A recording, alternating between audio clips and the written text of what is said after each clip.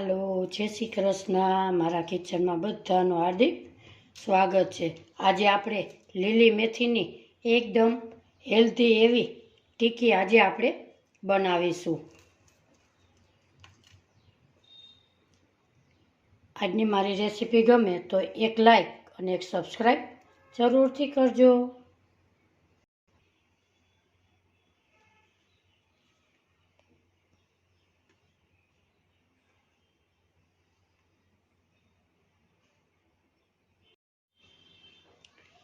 સૌ પ્રથમ અહીંયા આપણે એક મોટો વાટકો લીલી મેથી લીધી છે। એને તમે 3 પાણી આપણે ધોઈ અને સુધારી લઈએ। આ મેથીની રેસીપી સરસ એકદમ સરસ થાય છે। બાળકો પણ હોશે હોશેથી ખાય છે। બાળકોને કડવું પણ નથી લાગતું। એવો નાસ્તો ટેસ્ટી સુપર ટેસ્ટી આજે આપણે બનાવીશું। સૌ પ્રથમ મેથીને આપણે આવી રીતે કટ કરી લઈએ।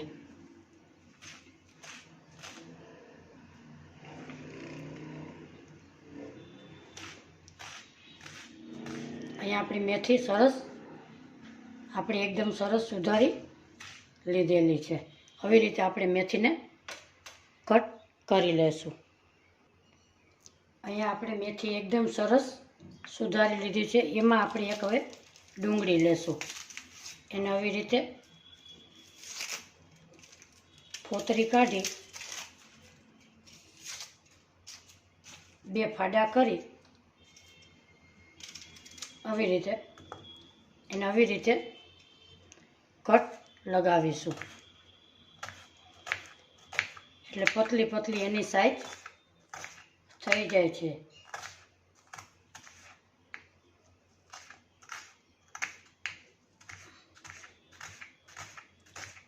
એ મેથીમાં ખૂબ જ સરસ ટેસ્ટ લાગે છે। તમે ન ખાતા હોય તો સ્કીપ કરી શકો છો। આવી રીતે એની પતલી પતલી સ્લાઇસ આપણે કરી લઈએ।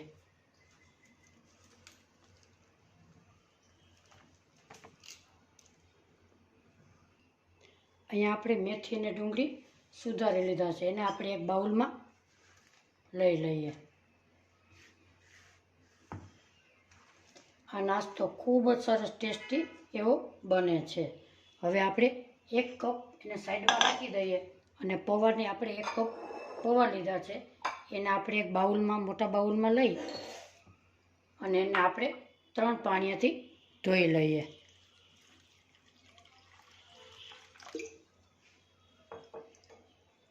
આવી રીતે આપણે 3 પાણી ધોઈ લઈએ। આપણા પૌવા 3 પાણી એકદમ સરસ ચોખ્ખા સાફ થઈ ગયા છે। હવે આપણે ડુંગળીને મેથી છે એમાં આપણે ઉમેરી દઈએ। એને પણ આપણે સાઈડમાં રાખી દઈએ અને એક સરસ મસાલો તૈયાર કરી લઈએ। એક આપણે મિક્સર જાર લેશું।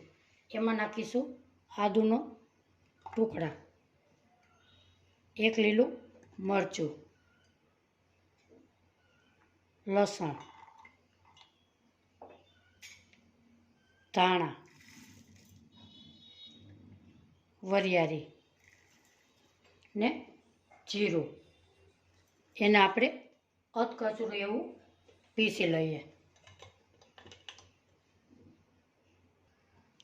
અહીંયા આપણે મસાલો એકદમ સરસ બારીક પીસી લીધેલો છે। એને આપણે હવે આમાં એડ કરી દઈએ।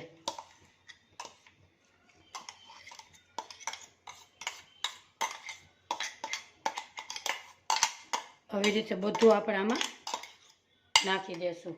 હવે આપણે એમાં મસાલા કરી લઈએ। તલ નાખીશું 2 ચમચી। તલનો ટેસ્ટ ખૂબ જ સરસ આવે છે। એમાં નાખીશું આપણે કટ કરેલી ધાણા ભાજી, સ્વાદ પ્રમાણે મીઠું ઉમેરીશું।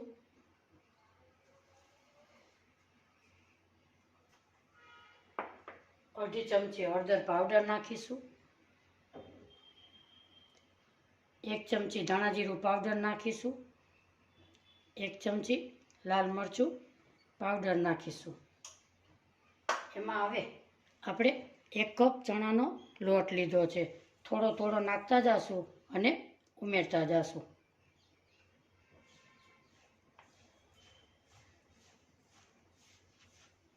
આવી રીતે આપણે એકદમ સરસ લોટને આપણે બાંધી લેશું. મેથીનું પ્રમાણ આમાં થોડુંક એવું વધારે રાખીશું. ચણાનો લોટ આપણે બધો આમાં ઉમેરી દઈશું. અહીંયા આપણે એટલા લોટની જરૂર પડે છે. ધીમા ગેસે આપણે તેલ ગરમ કરવા મૂકેલું છે. થોડુંક એવું પાણી નાખીશું અને લોટને આપણે બાંધી લઈએ.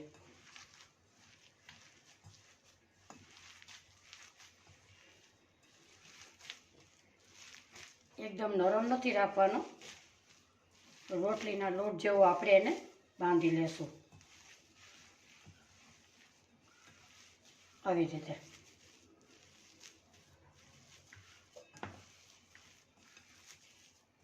રીતે આપણે એને લોટને બાંધી લીધેલો છે.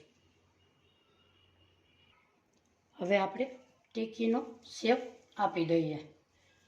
નાનું એવું આવી રીતે ગૂણું લેશું અને આવી રીતે આપણે સરસ આવી ટીકી બનાવી લઈએ. અહીંયા આપણે બધી ટીકી સરસ વારી લીધી છે. હવે આપણે સેલો ફ્રાય કરી લઈએ. અહીંયા આપણે ગેસ ઉપર એક પેનમાં તેલ મૂકેલું છે. આપણું તેલ ગરમ થઈ ગયું છે. હવે એમાં આપણે આ ટીકીને આપણે ઉમેરી દઈએ. એને એક બાજુ બદામી રંગની થાય ત્યાં સુધી આપણે રહેવા દઈએ. ટીકીને આપણે આવી રીતે પલટાવી લઈએ. બધી ટીકીને આવી રીતે આપણે પલટાવી લઈએ. આ ટીકી તમે બાળકોને બનાવીને ખવડાવશો, બાળકો હોંશેથી ખાશે અને બાળકોને કડવી પણ નહીં લાગે. આજની મારી રેસીપી તમને ગમે તો એક લાઇક, શેર અને સબસ્ક્રાઈબ જરૂરથી કરજો. બીજી બાજુ પણ આપણે પકાવી લઈએ. હવે આપણે ટીકીને આવી રીતે બીજી બાજુ પણ પલટાવી જોઈએ. આ તમે બહાર ફરવા જાઓ ત્યારે તમે સાથે નાસ્તા તરીકે લઈ શકો છો. હજી આપણે થોડી ક્રિસ્પી એવી બનાવી લઈએ. આપણી ટીકી એકદમ સરસ ક્રિસ્પી થઈ ગઈ છે. આપણે એક આવી રીતે ચારાની મદદથી આપણે એને બધાને આપણે કાઢી લઈએ.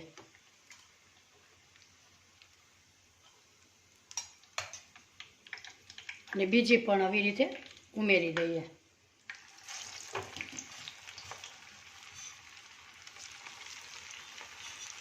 એને પણ આપણે ક્રિસ્પી થવા દેશું.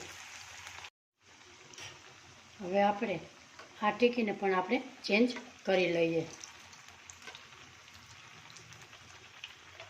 કેટલી સરસ મસ્ત લાગે છે.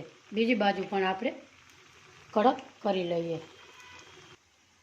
આપણી ટીકી એકદમ સરસ ક્રિસ્પી થઈ ગઈ છે. એને પણ આપણે બહાર આવી રીતે કાઢી લઈએ અને આપણે ગેસની ફ્લેમ બંધ કરીશું અને સર્વ કરી લઈએ. આપણે સર્વ કરી લઈએ.